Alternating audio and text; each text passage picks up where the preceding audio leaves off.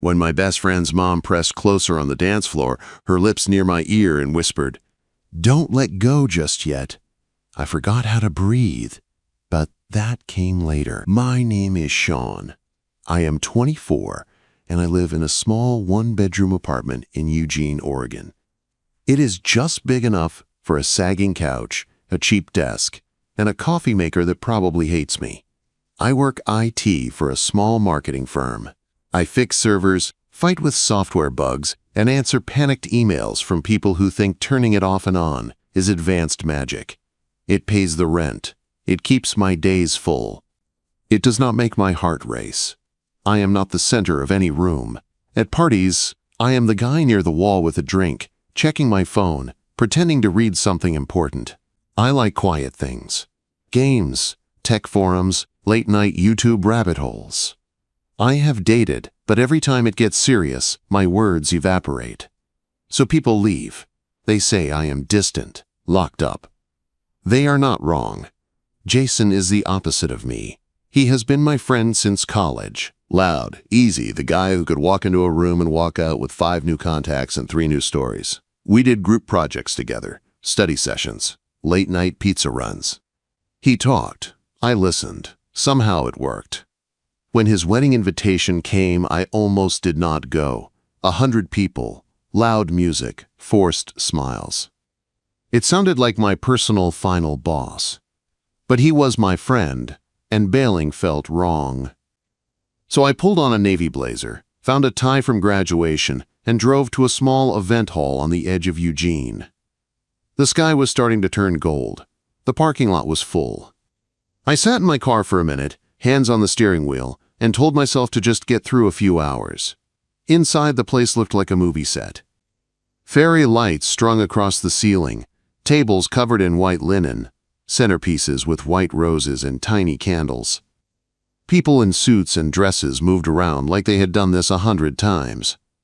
I grabbed a glass of white wine from a passing tray and retreated to the back of the room. The ceremony started soon after. Jason stood at the front, looking nervous and happy. His bride walked down the aisle looking like every romantic song ever written. They said their vows. People sniffed. People clapped. I joined in on cue. I told myself I would stay for the reception, eat something, then slip out before anyone noticed. During cocktail hour, I did my usual routine. I leaned against a pillar, listened to some old classmate talk about his new job in Seattle, nodded when it seemed right. My drink was already half gone. And then she walked in. I did not know who she was at first. She wore a deep green dress that caught the light every time she moved. Her dark hair was pulled back into a low bun, a few loose strands framing her face. She was tall, with a posture that was calm and sure. Her eyes were dark and sharp. They did not smile, but they held everything in the room like a quiet hand. She did not look around for attention. She already had it. I tried not to stare. Failed. She moved through the crowd with small, careful steps, stopping to hug a few people, to say something to the bride. The guy talking to me was still going on about his promotion, but his voice faded to a dull hum. Then she turned and walked straight toward me. Her heels clicked softly on the floor. My stomach dropped. There were at least 50 other people she could stop in front of. She chose me. "You are a friend of Jason's?" she asked. Her voice was low and smooth. She did not have to raise it to be heard. I stood up a little straighter and tried not to choke on my own spit. "Yeah," I said. "College. We did some projects together and stuff. Not super close now, but, close enough for an invite." I heard the words come out and wanted to take them back and rewrite them. She tilted her head a little, studying me. Up close, I could see faint lines at the corners of her eyes, the kind that come from years of real smiles, not fake ones. She looked older than me, but not old, maybe mid-40s. "I am Diana," she said, "Jason's mother." My brain stalled. His mother. She did not look like any friend's mom I had ever pictured. No apron, no mom jeans, just that green dress, and a presence that made the rest of the room feel dimmer. "Oh," I said, then wanted to delete that too. "I mean, nice to meet you." A small smile curved her lips. It was not big, but it hit harder than any full grin I had seen all night. "I hate dancing alone," she said. "Do you dance, Sean?" The way she asked it, it did not feel like a polite question. It felt like a choice. Yes or no, in or out. I almost said I do not. That I am more of a behind-the-scenes guy. That my natural rhythm belongs to keyboard taps, not music beats. Instead, I heard myself say, "Yeah, I can try." I set my glass on a nearby table and followed her to the dance floor. The band started a slow, jazzy song, something with a soft piano and a lazy drum.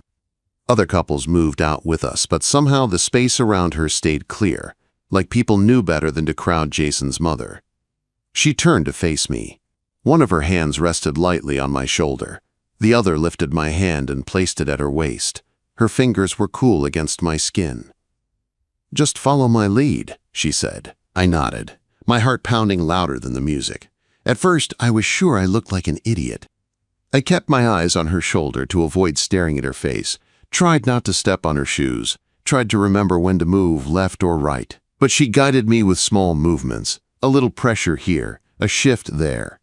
The more I relaxed, the easier it felt. My hand fit against her side. The curve of her waist under the fabric of her dress was warm and real. "See?" she said quietly. "You can dance." I looked up then and for the first time really met her eyes. They were not just sharp, they were searching. Like she was not just checking if I kept the beat, but if I was actually here with her. The song faded out. My chest rose and fell too fast. I stepped back, ready to thank her and retreat to my safe corner. She did not let go. "Another?" she asked. There was a small light in her eyes now, something almost playful. I nodded because words seemed dangerous. The next song started. Slower. Deeper. This time I did not think about the steps. I just moved with her. The room blurred into swirls of color. Laughter and clinking glasses faded to background noise. Her hand rested a little higher on my shoulder. My fingers settled more firmly at her back. The distance between us shrank by an inch, then another. "You are not what I expected," she said softly. "What did you expect?" I asked. "A kid hiding by the wall," she said. "Not someone who looks at me like I am actually here." I did not know what to say to that, so I held her a little closer. We danced through that song and into another. Time stretched and folded in on itself. There was just her perfume, warm and floral, and the steady rise and fall of her breathing. When the last note faded, she slipped her hand from my shoulder and stepped back. My body instantly missed the contact. "Thank you, Sean," she said. Before I could answer, she turned and walked off the floor, her green dress catching the light. People moved around her, but no one seemed to touch her.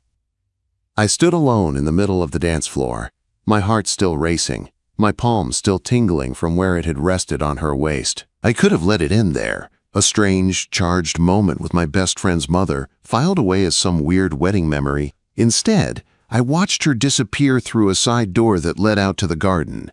My feet moved before my brain could vote, because whatever had started between us on that dance floor did not feel finished yet. The garden behind the hall was almost empty. Soft golden lights hung from low branches, casting a warm glow over the stone path and a small patch of grass. The sound of the reception was muffled out here, just a dull mix of music and laughter behind the closed doors. Diana stood near a wooden bench, her arms folded loosely, her green dress dark against the soft light. She was facing away from the hall, looking out at nothing in particular, just still, like she had unplugged herself from the party. I stopped a few feet away, suddenly aware of how quiet my footsteps sounded on the stone. "Hey," I said, my voice lower than I expected. She did not turn right away. When she did, her eyes found mine and held there. Whatever smooth, controlled look she had worn inside was gone. Her face looked softer, tired, real. "Couldn't stay away from the wall for too long?" she asked. There was a hint of a smile, but it did not reach her eyes. I shoved my hands in my pockets so she would not see them shake. "Why did you ask me to dance?" I asked, more than once. The question came out rough, honest, It surprised me as much as it seemed to surprise her. She watched me for a moment, like she was deciding if I could handle the answer. "You really want to know?" she said. I nodded. She let out a slow breath and looked past me at the hall, where shadows moved behind the big windows. Then she looked back at me again. "Because I am tired of being invisible," she said. The words were simple, but they hit hard. At my age, at a wedding like this, I am the mother of the groom, she went on, her voice steady but sharp around the edges. People tell me I look lovely. They hug me. They say, "You must be so proud." Then they move on. They talk about Jason, about the bride, about the future. Quote. Her fingers tightened on her arms. "No one asks how I am, not really. They do not see me, they see my role. And then I am supposed to smile and fade into the background." She stopped, her eyes on mine, waiting. I swallowed. My throat felt tight. "I asked you to dance," she said, softer now, "because you were standing in the corner like you were trying to disappear. And I thought maybe you would understand what it feels like to not want to vanish anymore." My chest ached. I thought about all the nights I had spent exactly like that, standing in corners, sitting at the back, making myself small. "I do understand," I said, "more than you know." Something shifted in her face, a crack in the mask. "I wanted to feel noticed," she said, "just for a song. I wanted to see if I could still make someone lose their balance." "You did," I thought. "You did more than that," I said out loud. "You did not just make me lose my balance. You made me feel like I was actually here, like I was not just some extra in the room." Her lips parted slightly. For a second, she looked almost startled. Then a real smile appeared. Small, quiet, but real. "You were not what I expected, Sean," she said. "Most guys your age look straight past me, or they make a joke about the hot mom and then walk away." "I am not most guys," I said. The words came out before I could weigh them, but I did not take them back. She took a slow step closer. The air between us felt heavier, warmer. "You do not know what you are saying," she said, but there was no warning in it, only curiosity, a careful kind of interest. "I know I do not see you as invisible," I said. "Not tonight, not now." We stood there, only a foot apart. I could see the faint shimmer of makeup beneath her eyes, the small freckle near her jaw, the rise and fall of her chest.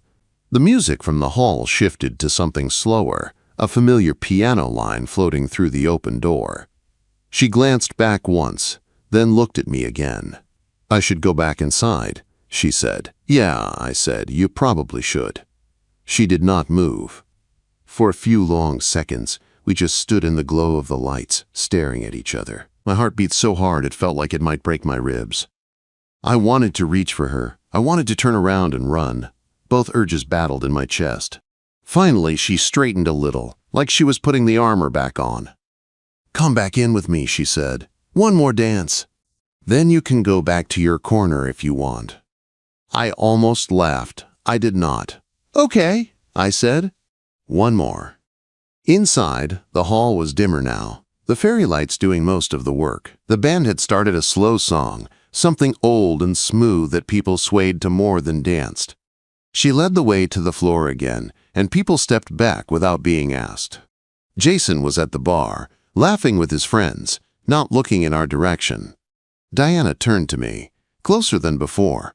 Her hand slid up to my shoulder. She guided my hand back to her waist, but this time there was no polite space between us. Our bodies lined up, chest to chest, like the song had been made for this. "Relax," she murmured. That was the last thing I could do. We moved together, slow and steady. My feet found the rhythm easily now. It was like my body had learned her, the way she shifted her weight, the small changes in her breathing, the way her fingers curled slightly when she pulled me closer. I could feel the shape of her against me, the heat of her, the way her heartbeat matched the heavy thud in my chest. "You meant it," she said quietly, her lips near my ear. "Out there in the garden." "About what?" I asked, my voice rough. "About me not being invisible to you."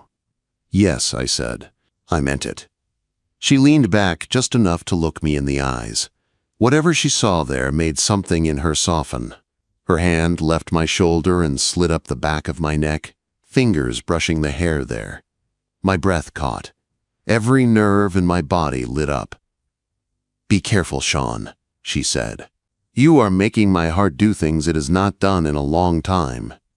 "Is that because of me?" I asked, almost afraid to hear the answer. She did not look away. She lowered her other hand and placed it flat against my chest, right over my racing heart. "You feel that?" she said. I nodded. I could feel both hearts now. Hers. Mine, beating, like they were trying to answer each other. "That is you," she said, "and mine is not listening to me either." The song kept playing, but we were barely moving now, just a slow sway, her hand on my neck, her palm on my chest, my fingers pressing a little harder into the small of her back. The room around us blurred. The lights, the people, the tables, all of it faded into a soft haze. In that moment, there was only her. The song began to wind down, the last notes stretching out. I felt her fingers press into my neck as if she could feel the ending coming too soon. Her mouth brushed close to my ear. I could feel her breath when she spoke. "Do not let go just yet," she whispered. The words went straight through me. So I didn't. I held her as the music died and another song started. And people clapped and shifted around us. I held her when we should have stepped apart, my hand still firm at her back, her hand still over my heart. We were standing in the middle of a crowded wedding, but it felt like we were alone. When she finally pulled back, her face was calm again, but her eyes were not. They were bright, almost shining. "I am leaving soon," she said, her voice soft. A knot formed in my chest. "If you want to know who I really am," she said, "find me after this is over." Then she stepped away, turned, and walked off the floor, her green dress disappearing into the crowd.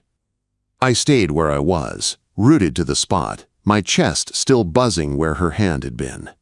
For the first time in my life, I knew I was standing on an edge. And I had no idea if I was about to jump or walk away. I did not find her after it was over. I wish I could say I marched across the room, past the cake and the bar and the small talk, and found her by the door like some movie scene. I did not. After she walked off the dance floor, I lost sight of her in the crowd. People moved in between us. A group of cousins pulled Jason into a circle. The band started a faster song. Someone clapped me on the shoulder and said something about my smooth moves. I smiled, nodded, and felt nothing. I scanned the room for that green dress, for dark hair pulled back into a bun, for those sharp eyes. I caught glimpses here and there, but every time I thought I saw her, someone stepped in the way. By the time I looked toward the head table, she was gone. The rest of the reception felt like watching a movie on mute. People ate, laughed, danced. The bride tossed her bouquet. Someone's kid grabbed the microphone and mumbled into it. I moved through it like a ghost. I waited. I lingered near the exit. I even stepped out into the garden again, just in case. The wooden bench was empty. The lights in the branches swayed in the breeze. No green dress. No Diana. Not invisible, I had told her. But she disappeared. I left earlier than most. I slipped out a side door, my tie loose, my head buzzing. The parking lot was quiet, just a few cars left under the orange glow of the lamps. I sat behind the wheel for a long minute, staring at my hands on the steering wheel. Then I drove home through the dark streets of Eugene, the radio off, her voice replaying in my head. "You are making my heart do things it has not done in a long time. Do not let go just yet. If you want to know who I really am, find me after this is over." I did not sleep much that night. I sat on my couch, blazer tossed over a chair, staring at the ceiling. My chest still felt tight where her hand had rested. I kept thinking of her back in that role again, Jason's mother, hugging guests goodbye, helping gather gifts, smiling for photos. Who was I in that world? Nobody. Just some quiet guy from college who happened to be good at slow dancing when she needed someone. By morning, I convinced myself I had imagined half of it. That the wine and the lights and the music had blurred everything. That whatever she had felt, if she felt anything, was probably gone with the last song. Days went by. Work swallowed me up again. Servers, tickets, issues. I answered emails. I fixed problems. I went home. I gamed. I scrolled. But every quiet moment, she came back. The way she had looked at me in the garden when she said she was tired of being invisible, the way her eyes had lit up when I told her I saw her, the strength in her hand when she pressed it to my chest. I thought about finding her. I knew Jason's last name. I could have searched him up, clicked through his family photos, scrolled until I found her. I even opened my browser a few times, fingers hovering over the keys. But something stopped me. It felt wrong to pry into her life without her knowing. She had given me a choice at the wedding. If you want to know who I really am, find me. I had not taken it. Not then. Maybe that meant the door was closed. A week after the wedding, sitting at my desk in the office, staring at a screen full of code that refused to behave, my phone buzzed. Instagram. I barely used it. I followed some tech accounts, a few college friends, a couple of meme pages. Nobody important messaged me there. The notification showed a new message from an account I did not recognize. At Diana. Read. My heart jumped into my throat. I clicked the profile. A small round picture popped up. No makeup. Dark hair down around her shoulders. A bookshelf behind her. Same eyes. Same quiet power in them. My hands went cold. Her message was short. I hate social media. But I like finding the guy who danced with me without asking my age. I stared at the words so long the screen dimmed. She had found me. Not by accident. Not through Jason. On purpose. My fingers hovered over the keyboard. I erased my first response twice. Everything I typed sounded like either a joke or a confession, and I did not know which was worse. Finally, I sent. And I liked the woman who made me forget how to think straight, even if it was just for 3 songs. It felt like too much the second I hit send. The reply came faster than I expected. Good. Because I am still thinking about those songs too. My heart was pounding so hard I could barely breathe. For a second I forgot I was at work.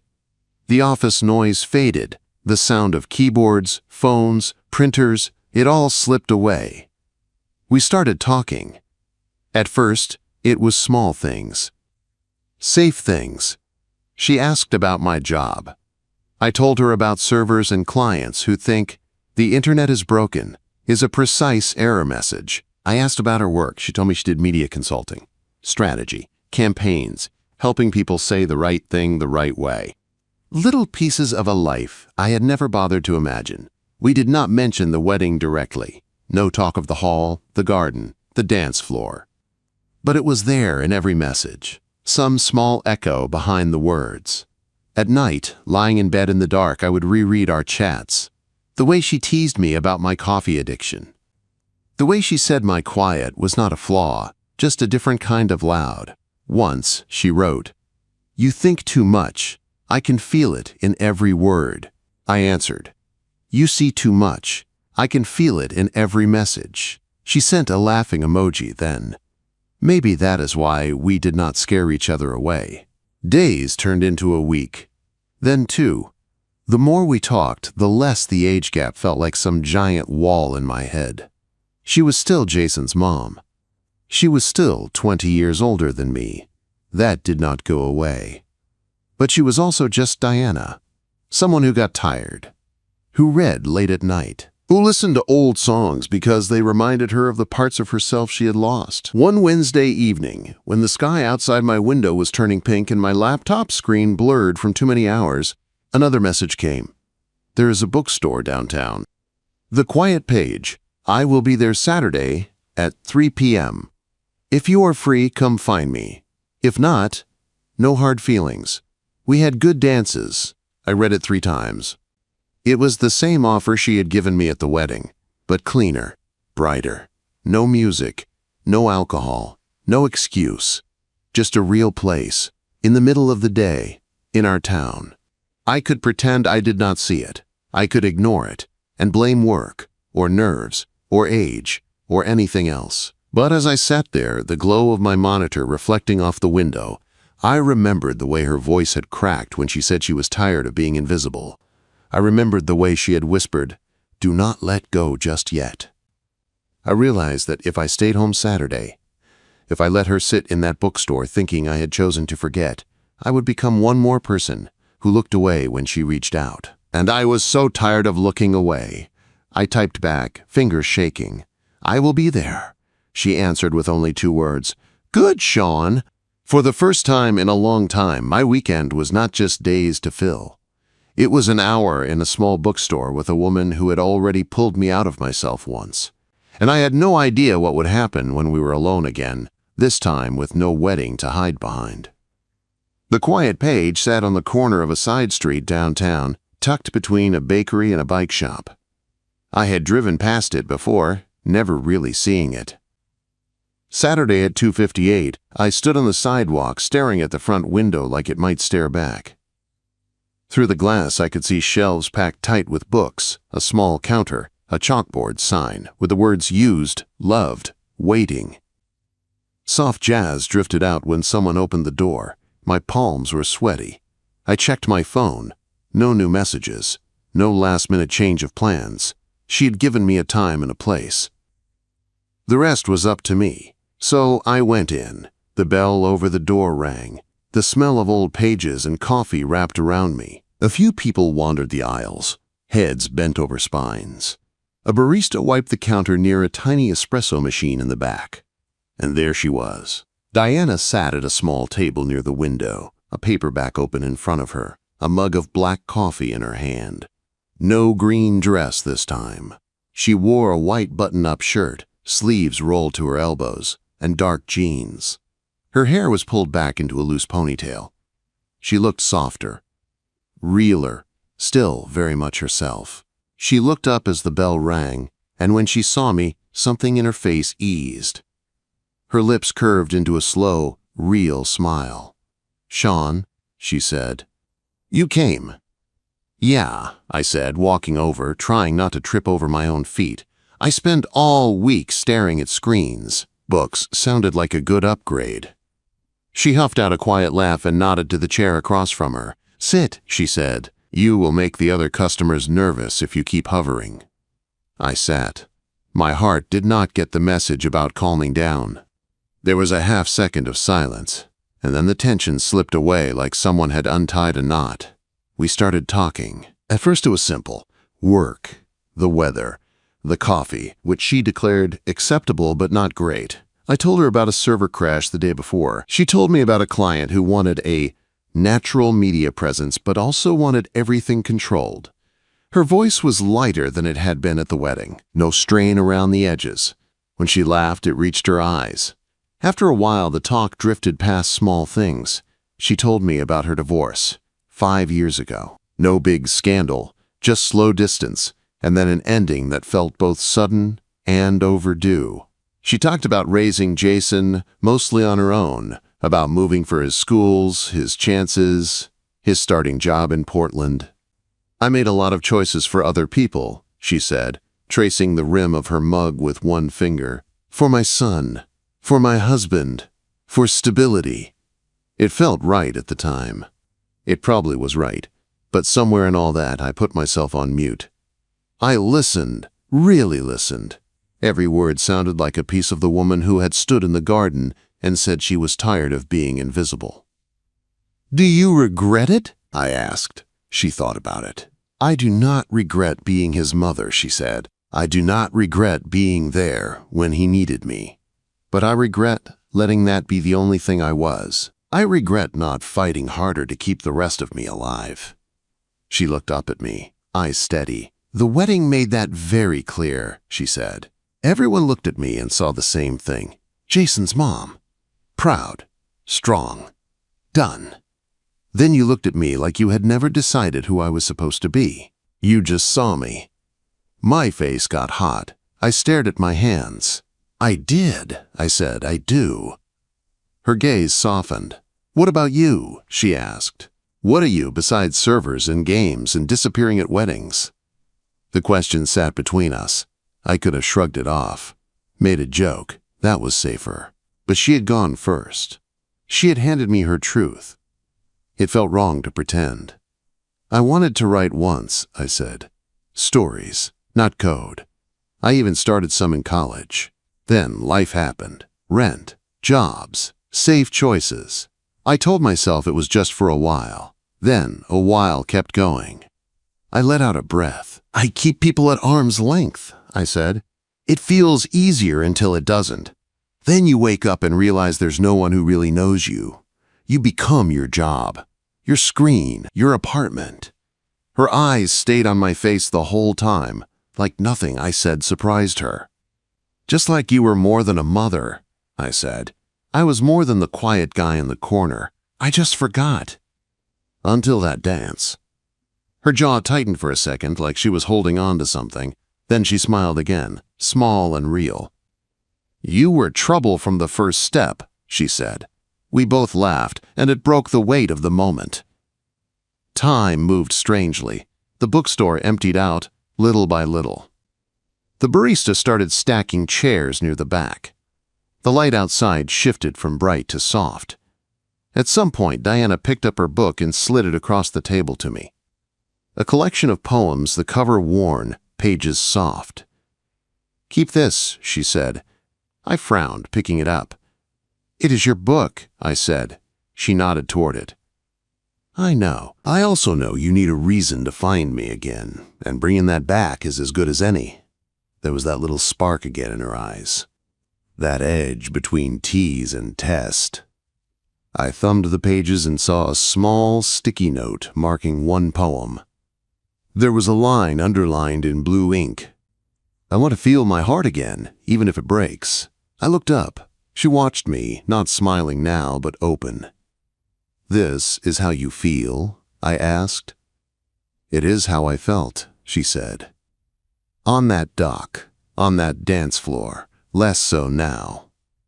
Because of me? I asked, echoing my own question from the wedding. This time she did not hesitate. Partly, she said, partly because of me deciding I am allowed to want more than a role. But you helped, more than you know. My throat got tight. Outside, the streetlights flickered on. Inside, the store owner flipped the sign on the door to closed, but did not rush us. We were the only ones left. We stood up at the same time. The air between us changed. Closer. Denser. At the edge of the shelves, near the door, we stopped. People walked by outside. Shapes sliding past the window. Diana stepped closer. Not much. Just enough that I could feel the warmth of her through that white shirt. She looked up at me, eyes dark and steady. I am not going to lie to you, she said. I do not know what this is. I do not know what it should be. I am older. You are younger. I am your friend's mother, even if you and Jason are not as close as you used to be. It is messy. I nodded. My heart hammered. I know, I said. It scares me. Me too, she said. But it scares me more to think of going back to pretending I do not feel it. Something broke open in my chest then. All the careful distance I had put between myself and everyone else did not stand a chance against that.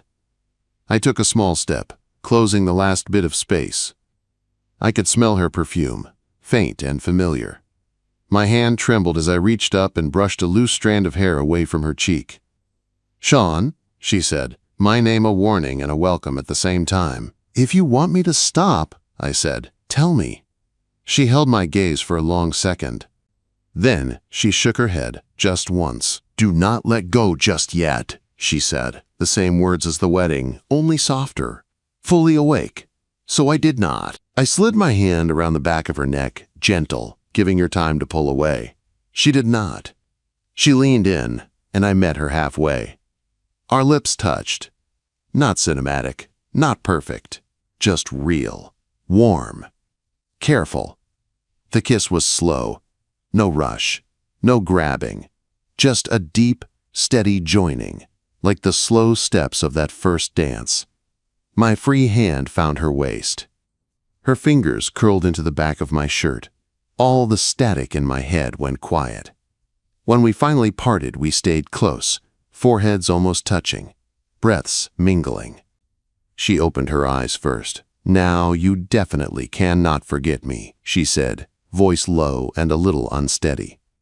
"I did not stand a chance the moment you walked onto that dance floor," I said. We both smiled, small and shy and amazed. We did not make promises. We did not sketch out a future. There were too many unknowns, too many things to untangle. But we did not pretend this was nothing either. "I will text you," I said. "I will answer," she said. On the sidewalk, under the streetlight, we paused one last time. She squeezed my hand, then let go and walked toward her car.